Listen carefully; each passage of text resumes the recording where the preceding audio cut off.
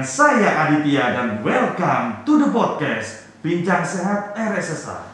Pada kesempatan kali ini, tema yang akan kita bahas adalah mengenai peran serta RSSA dalam penanganan Hospital Disaster and Epidemic Plan. Untuk itu, kami telah mengundang sang pemimpin, Direktur Rumah Sakit Umum Daerah Dr. Saiful Anwar Malang, kepada yang terhormat Bapak Dr. Koharari Santoso, spesialis anestesi KIC KAP. Selamat pagi Dr. Kohar. Selamat pagi Mas Adi. Bagaimana kabarnya hari ini Dokter? Alhamdulillah. Ini cuaca juga cerah. Cerah, baik. Secerah Mas Adi. Terima kasih Dokter, sebuah kehormatan bagi saya Dokter bisa berbicara 4 mata dengan Dokter ini.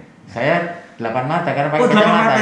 Saya juga Dokter, benar Dokter, 8 mata. Baik, seperti yang saya jelaskan sebelumnya Dokter, bahwa tema yang akan kita bahas adalah peran serta RSSA dalam Hospital Disaster and Epidemic Plan. Namun yang ingin saya tanyakan pertama kali Dokter, RSSA itu rumah sakitnya siapa sebenarnya? Nah, ini memang perlu jelas Mas Adi. Jadi kita ini rumah sakitnya Ibu Gubernur. Jadi punyanya pemerintah Provinsi Jawa Timur. Makanya namanya Rumah Sakit Umum Daerah Provinsi Jawa Timur. Jawa Timur sendiri punya 14 rumah sakit sebenarnya. Oh, banyak Dokter. 5 rumah sakit, yaitu Sutomo, Saiful Anwar, Sudono Madiun, Haji Surabaya, Jiwa Menur. Kemudian yang ada bersifat UPT, Karsa Husada, kemudian Manguharjo, Dungus, kemudian Sumber Gelagah, Pusta Kediri, kemudian Paru Surabaya, dan Paru yang ada di Pamekasan, tapi sekarang sudah diubah menjadi rumah sakit umum juga. Nah, oleh karenanya peran kita memang adalah mendukung bagaimana kegiatan atau semua masalah dari Provinsi Jawa Timur. Kita tahu Bu Gubernur punya visi untuk terwujudnya masyarakat Jawa Timur yang adil, sejahtera, unggul, dan berakhlak dengan tata kelola pemerintahan yang partisipatoris, inklusif, melalui kerja bersama dengan semangat gotong royong. Luar biasa sekali. Yang tadi ada kata-kata sejahteranya tadi, itu nyambung dengan kesehatan. Kesehatan, lalu langkah nih Dokter. Jadi dari Gubernur memerintahkan kesejahteraan bagi kesehatan masyarakat, begitu Dokter.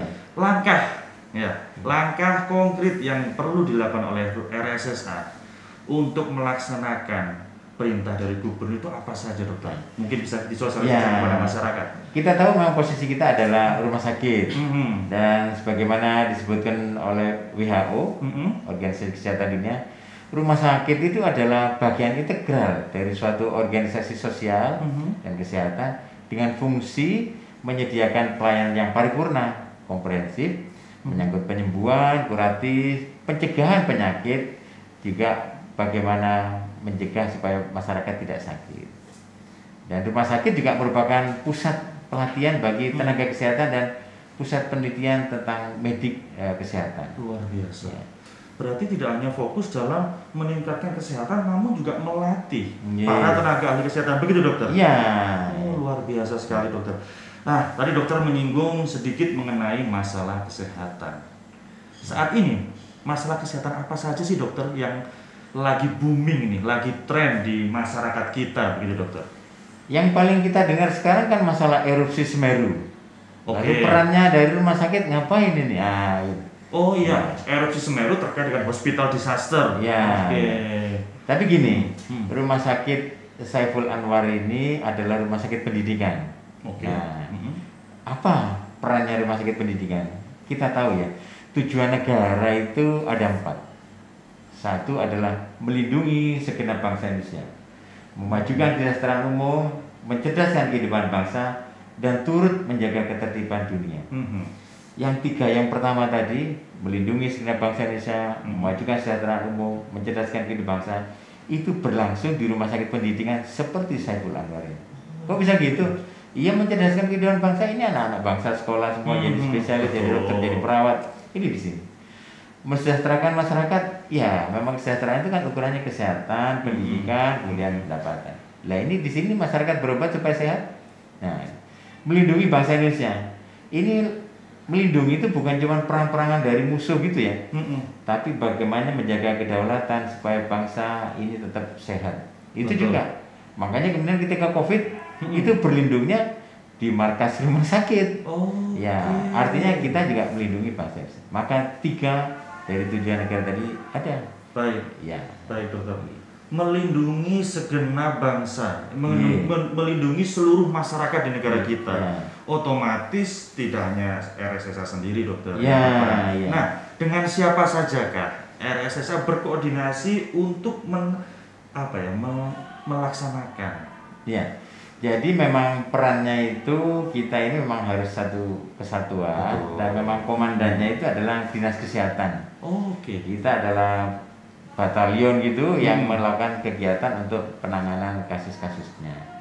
Artinya pada situasi di mana ada permasalahan di masyarakat atau mungkin lebih kerennya adalah emergensi di bidang kesehatan di masyarakat, seperti yang sekarang terjadi, ada erupsi Merapi, ada juga COVID. Itu adalah kegawat daruratan kesehatan masyarakat atau public health emergency. Betul.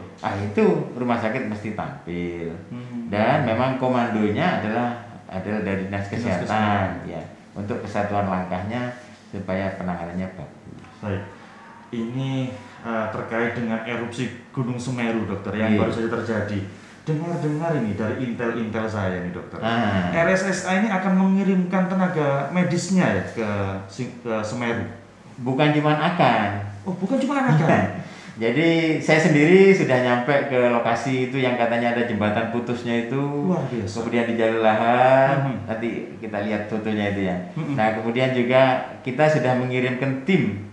Karena ternyata kasusnya adalah luka bakar yang banyak, sementara pasiennya ditangani di tingkat sana, di Rumah Sakit Pasirian, Haryoto. Tim kami, pakar-pakar bedah plastik yang ahlinya untuk merawat luka bakar tadi, sudah berangkat di sana, memberikan pelatihan dan juga memberikan cara penanganannya untuk luka bakar, supaya kemudian bisa dilakukan dengan baik penanganannya. Luar biasa. Gerak cepat dokter. Ya, di samping ini habis ini kita akan berangkatkan lagi tim untuk bantu penanganan langsung pembedahan di sana. Baik. Nah, ini berikutnya dokter, RSSA sudah mengirimkan ahli medisnya ke area erupsi. Namun untuk melaksanakan itu dokter, langkah-langkah apa saja secara internal yang RSSA laksanakan? Iya. Jadi ini kebetulan adalah masalah erupsi ya. Jadi public health emergency sebenarnya ada 2 macamnya. Satu adalah disaster, satunya adalah epidemi. Apa bedanya disaster dan epidemi? Kalau disaster itu buminya bergejolak, sehingga terjadi kerusakan infrastruktur. Tapi kalau epidemi ini buminya ya tenang aja, seperti tidak ada perubahan. Tapi COVID-nya di mana-mana. Betul gitu kan. Betul. Kemudian yang kedua, itu terjadinya kalau disaster biasanya satu daerah permukaan bumi. Tapi kalau untuk epidemi ini bisa satu daerah bisa meluas seluruh dunia, namanya pandemi. Pada disaster ini biasanya mendadak, itu Gunung Semeru jeblok, biasanya singkat dan langsung parah. Itu luas sekali lahannya. Tapi kalau epidemi biasanya bertahap, ada satu pasien juga ada, nanti banyak dan bisa bergelombang keparahannya. Yang meninggalnya sebenarnya kalau kita hitung gitu ya, antara yang kemarin COVID dengan yang erupsi, ya banyakan yang COVID ya. Kemudian juga kalau disaster penanganannya relatif ada, langsung kita tangani, termasuk sekarang mau rehabilitasi. Kalau yang untuk epidemi biasanya pengobatannya masih membingungkan di awal. Begitu dokter. Para dokter ini bingung ketika COVID di awal. Mau dikasih apa? Ada yang ngasihkan obat cacing segala macam itu kan ya. Kok bisa begitu dokter? Ya memang belum tahu ini penyebabnya apa, virusnya belum dikenali. Artinya ini penyakit baru gitu ya. Baru nih dok. Kemudian pada disaster kematian dan kesakitannya relatif dapat diperhitungkan. Karena bisa dihitung, ini keluarganya tertimbun sekian, udah selesai. Tapi kalau COVID tiba-tiba kena ke sini ketularan semua, tenaga kesehatan juga ketularan, betul. Itu lebih luas. Dan pemulihannya pada disaster relatif bisa cepat, rehabilitasi. Tapi kalau epidemi ini dampaknya luas, bagaimana ekonomi terdampak, masalah kebudayaan terdampak, pariwisata terdampak banyak. Nah, itu biasanya lebih berkepanjangan. Ya. Nah, sekarang apa yang dilakukan oleh rumah sakit? Betul. Itulah tadi bahwa rumah sakit mestinya punya hospital disaster and epidemic plan. Itu menyangkut bagaimana punya early warning dan response system. Maksudnya kalau di rumah sakit itu ada banyak pasien demam berdarah misalnya. Ini kok banyak ya? Ini dari daerah mana? Ini mesti kontak dengan dinas kesehatan supaya di sana dilakukan langkah-langkah public health-nya dilakukan. Kemudian juga di tingkat rumah sakit yang punya hospital disaster epidemic plan-nya bagus, harus ada command organization. Jadi itu supaya ini nggak bisa settingnya biasa menghadapi COVID. Pengorganisasiannya berubah juga. Rumah sakit kita ini kita belah dua nih, daerah yang untuk COVID, daerah yang non COVID kita belah dua. Ya. Kemudian mesti ada identifikasi dengan jelas supaya ada pentapisannya bagus dan dicatat. Reportingnya mesti bagus. Nah itu. Kemudian juga mungkin perlu expansion of caring space. Kita tahu di Saiful Anwar ini di awal kita untuk menghadapi COVID cuma ada Pinere 1, kapasitasnya 5 bed. Iya. Nggak cukup. Mengembang lagi Pinere 2, kapasitasnya 36 bed. Rasanya udah banyak. Ternyata nggak cukup juga. Akhirnya kita ikhlaskan pavilion itu. Yang isinya adalah bisa 90 bed. Kita pakai. Ternyata nggak cukup juga. Masih nggak cukup, Dokter. Akhirnya ruang-ruang sampingnya itu kita gabungin juga, sehingga kapasitas kita untuk COVID kemarin 221 bed. Luar biasa. Dengan ada ICU-nya sekitar 40 bed. Jadi memang ini expansion caring space ya. Dan yang harus dilakukan juga pada hospital disaster and epidemic plan tadi adalah propagated outbreak itu harus dicegah. Artinya penularan di antara petugas itu harus dilakukan. Maka kemudian kita daerahnya kita pisahkan, petugas diasari pakai APD yang benar, ya itu mesti kita lakukan. Dan tentu saja memang butuh tambahan logistik dan pasukan, sehingga kemudian ada relawan yang betul. Dan yang penting juga peran dari Mas Adit ini untuk public information.